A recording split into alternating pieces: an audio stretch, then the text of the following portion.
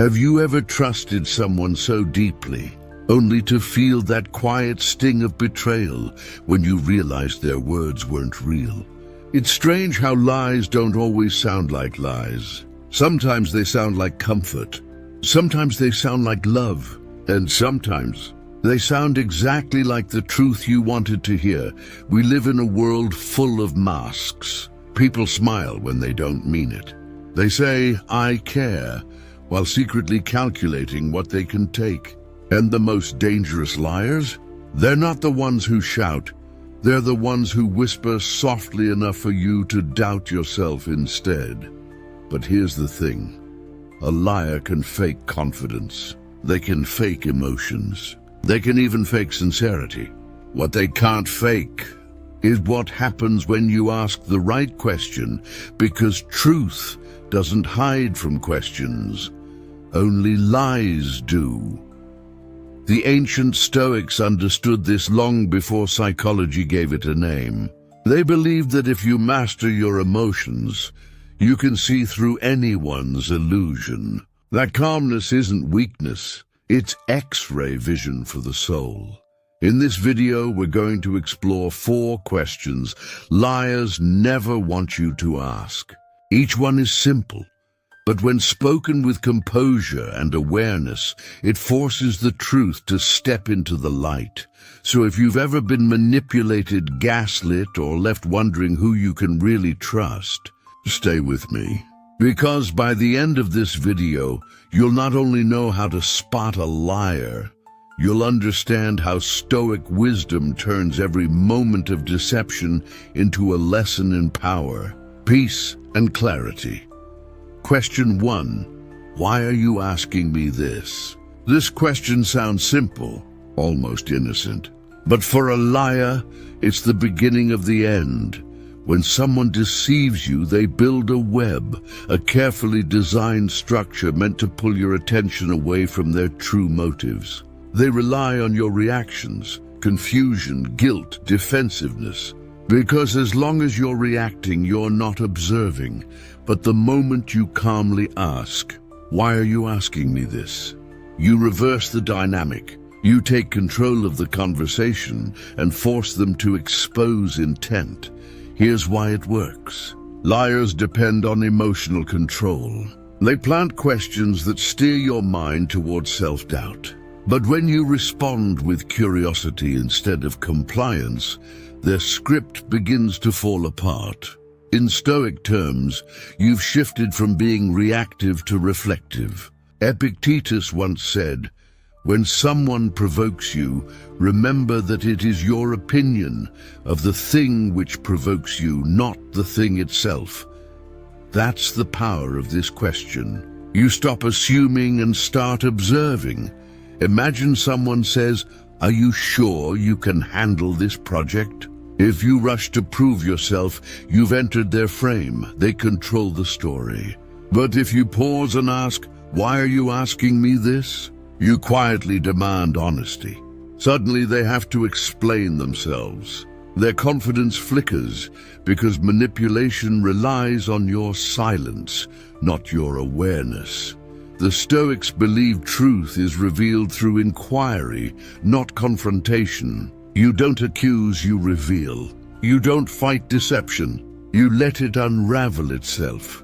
When you use this question, speak it with calmness, not aggression. Don't challenge, invite clarity, because calmness is disarming. It shows self-control, and in a liar's world, self-control is the one thing they cannot manipulate. So remember this, every manipulative question hides an agenda. When you ask, "Why are you asking me this?" you shine a light on the motive hiding behind the words. And once light enters the room, lies begin to dissolve. Question 2. Don't you trust me? Few phrases hit as deeply as this one. It sounds emotional, personal, like a wound wrapped in affection. But when spoken by a manipulator, it's a weapon. This question forces you into a corner. It suggests that doubt is betrayal, that hesitation equals guilt, It's not really about trust, it's about control. The Stoics warned against this emotional entrapment. They taught that the wise person doesn't give trust lightly, nor withdraw it in anger. Instead, they base it on reason, not emotion. When someone asks, "Don't you trust me?" they're not seeking truth. They're seeking obedience. They want you to silence your instincts in favor of comfort. And that's exactly how lies thrive, by appealing to your desire to keep the peace. Marcus Aurelius once wrote, "If it is not right, do not do it. If it is not true, do not say it." He understood that integrity and trust walk hand in hand. A person who demands trust doesn't deserve it. A person who earns it never needs to ask. Here's how a Stoic would handle this. Stay centered, breathe, and respond, not with emotion, but with principle. You might say something like, "I value trust, but I also value clarity." Let's make sure we're both seeing things clearly. That's not confrontation. It's composure. It communicates that you are not afraid of truth and that you will not be guilted into silence. When you detach emotion from manipulation, something powerful happens. The liar loses their leverage. They realize their emotional hooks no longer work on you. And in that moment, they reveal themselves. Through defensiveness, irritation, or sudden retreat, the Stoics taught that emotional detachment is not coldness, it's awareness. It means you recognize the difference between emotional pressure and genuine connection. So when someone asks you, "Don't you trust me?" don't rush to reassure them. Let silence answer first. In that silence, they'll realize you are not easily controlled. True trust doesn't need to be defended. It simply exists, rooted in truth, not in manipulation. Question 3. What would you do if you were in my position? At first, this question sounds empathetic.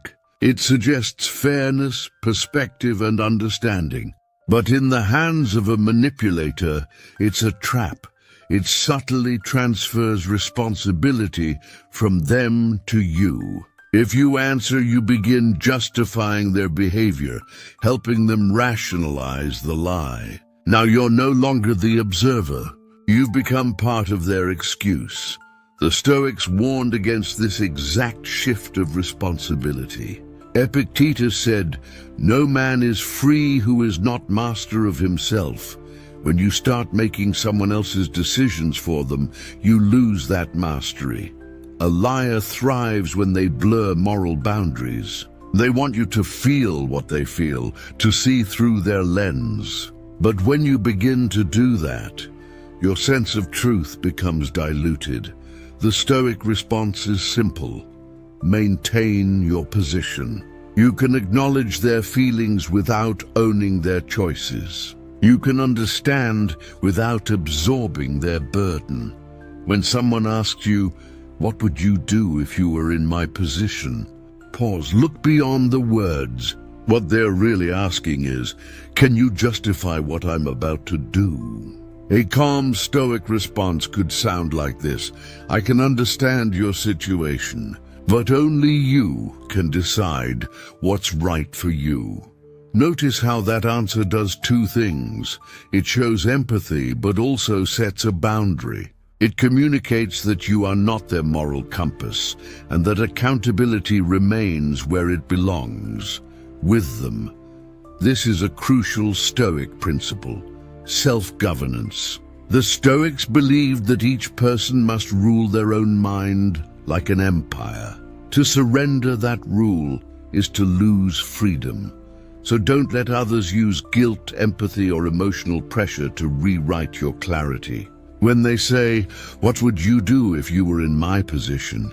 what they often mean is, "Help me feel okay about my choices." But the truth doesn't depend on feelings. It stands on its own. By refusing to play their emotional game, you become a mirror, not a participant.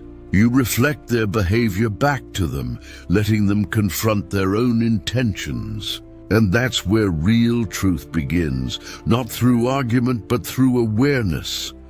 Question 4. Can't you see I'm trying to help? This question cuts deep because it appeals to your sense of empathy.